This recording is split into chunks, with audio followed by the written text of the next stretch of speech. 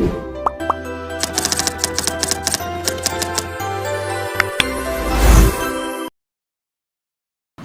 pakikipagrelasyon ng maaga ng mga kabataan.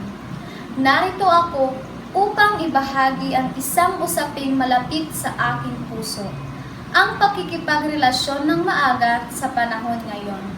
Tila ba nagiging normal na sa mga kabataan ang pakikipagrelasyon? Ngunit, mahalaga nating tandaan na ito ay isang malalim at komplikadong emosyon na nangangailangan ng kapanahunan at karunungan upang maunawaan at mapamahalaan. Ang pakikipagrelasyon ng maaga ay maaaring magdulot ng maraming hamon, kapwa sa personal at sa akademiko. Ang mga kabataang nakikipagrelasyon ay nakararanas ng emosyonal na pagkabalisa, pagkainggit at pagkawala ng fokus sa pag-aaral. Maaari rin silang mapabilang sa mga panganib tulad ng maagang pagbubuntis, sakit na nakukuha sa pakikipagtalik katulad ng HIV at AIDS at pag-abuso. Higit pa rito, ito ay maaaring magdulot ng pagkawala ng pagkakataong sulitin ng iba pang aspeto ng buhay at maaaring maglimita sa kanyang kakayahang makipagkaibigan o makipaghalubilo, matuto ng mga bagong bagay at magkaroon ng karanasang mahalaga sa kanilang buhay. Kaya, ano ang solusyon? Paano natin maiiwasan ang mga panganib na maidudulot ng pagkikipagrelasyon ng maaga sa murang edad? Una, mahalaga ang edukasyon. Ang edukasyon ay makatutulong sa atin upang tayo ay magkaroon ng kaalaman at mga stratehiya upang mapamahalaan ang ating mga emosyon.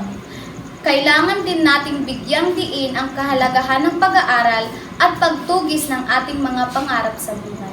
Pangalawa, kailangan natin ng suporta ng ating mga magulang at ng mga guro. Ang ating mga magulang ang magsisilbing gabay at sandigan para sa ikabubuti ng ating kinabukasan. Ang mga guro naman ay mabibigyan tayo ng magpagkakatiwalaang kapaligiran kung saan maaari tayong magtanong at magbahagi ng ating mga damdamin at karanasan ng walang panghuhusga. Panghuli, kailangan nating tandaan na ang pag-ibig ay hindi isang karera. Walang masama sa paghihintay upang magmahal. Ang pagiging isang bata ay panahon para sa pagtuklas, pag-aaral at paglaki. Ang pag-ibig ay darating sa tamang panahon at kapag tayo ay handa na. Kaya, mga kapwa ko kabataan, huwag magmadali sa pakikipagrelasyon. Ang pag-ibig ay isang magandang bagay, ngunit kailangan nating bigyan ng tamang panahon at pag-alaga.